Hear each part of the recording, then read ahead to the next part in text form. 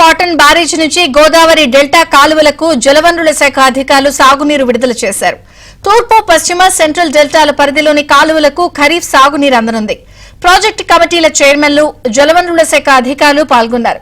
Dhavaleswaram Cotton barrage నుంచి సాగునీటి విడుదలపై మరింత సమాచారం మా ప్రతినిధి రాజాబాబు అందిస్తారు.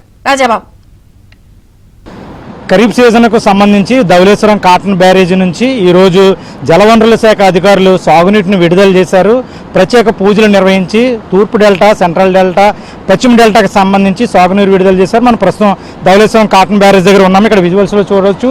తూర్పు డెల్టాకు సాగునీరు విడుదల చేసిన దృశ్యాలను కూడా మనం విజువల్స్లో చూడవచ్చు. ఈ రోజు ధవళేశ్వరం కాటన్ బ్యారేజీ వద్ద ప్రత్యేక పూజలు నిర్వహించి ఉభయ గోదావరి జిల్లాలకు సంబంధించి ఈరోజు ఖరీఫ్ సాగుకు సంబంధించిన సాగునీరు విడుదల చేశారు. మనం విజువల్స్లో చూస్తున్నాము. ధవళేశ్వరం కాటన్ బ్యారేజ్ వద్ద తూర్పు డెల్టాకి సాగునీరు విడుదల చేసిన దృశ్యాలను కూడా మనం విజువల్స్లో చూడవచ్చు. మొత్తం గోదావరి డెల్టాకి సంబంధించి పంట కాలువలకు తూర్పు డెల్టా, సెంట్రల్ డెల్టా, పశ్చిమ డెల్టాలకు సంబంధించి సుమారుగా 10 లక్షల ఎకరాలకు సాగునీరు, తాగునీరు కూడా ధవళేశ్వరం కాటన్ బ్యారేజ్ నుంచి అందించనున్నారు. ఈ ఏడాది ఖరీఫ్కి సంబంధించి ఇప్పుడు ప్రస్తుతం సాగునీరు విడుదల చేశారు. ఆ వరదల నేపథ్యంలో, ఈ గోదావరి వరదల నేపథ్యంలో కూడా ఇప్పటికే జలవనరుల శాఖ అధికారులు కూడా ప్రత్యేక కార్యాచరణ కూడా రూపొందించడం జరిగింది. దీనికి సంబంధించి మనకి ప్రస్తుతం తూర్పు డెల్టా ప్రాజెక్ట్ కమిటీ చైర్మన్ ఉన్నారు. మనం ఆయనతో కూడా మాట్లాడదాం. సార్ చెప్పండి, ఈరోజు తూర్పు డెల్టాకి సాగునీరు విడుదల చేశారు అంటే కూటమి ప్రభుత్వం అంటే జూన్ 1 నుంచే సాగునీరు విడుదల చేస్తుంది. గత 5 సంవత్సరాల్లో తీవ్ర నిర్లక్ష్యానికి గురైంది సాగునీటి వ్యవస్థ. ఈ సంవత్సరం ఏ విధమైన చర్యలు తీసుకుంటున్నారు? ఈరోజు సార్ అద్దర్ కాటన్ నిర్మించిన ధవళేశ్వరం బ్యారేజ్ వద్ద గోదావరి తాలూకు ప్రత్యేక పూజలు నిర్వహించి 500 క్యూసెక్కుల నీరుని తూర్పు డెల్టాకు విడుదల చేయడం జరిగింది. 3 లక్షల హెక్టార్ల ఆయకట్టు, ఎకరాల ఆయకట్టు ఉన్న ఈ తూర్పు డెల్టాకు ఈరోజు నీరు విడుదల చేశాం. అది ఎన్నో గ్రామాలకి త్రాగునీరు కూడా దీని ద్వారా ఏర్పాటు చేశాం. కూటమి ప్రభుత్వం ఎప్పుడు మనం రైతు ప్రభుత్వంగా చెప్పుకోవచ్చు. ఎప్పుడు రైతులకు చిత్తశుద్ధితో పనిచేస్తూ ఉంటుంది. ఇక ముందు ఓఎన్ఎం వర్క్స్, కాలువల పూడికల తీతలు కానీ, డీసీల్ టెక్నిక్ వర్క్లు కానీ యుద్ధ ప్రాతిపదికన చేసి అన్ని నియోజకవర్గాల్లో కూడా మొత్తం వర్క్లన్నీ పూర్తి చేశాము.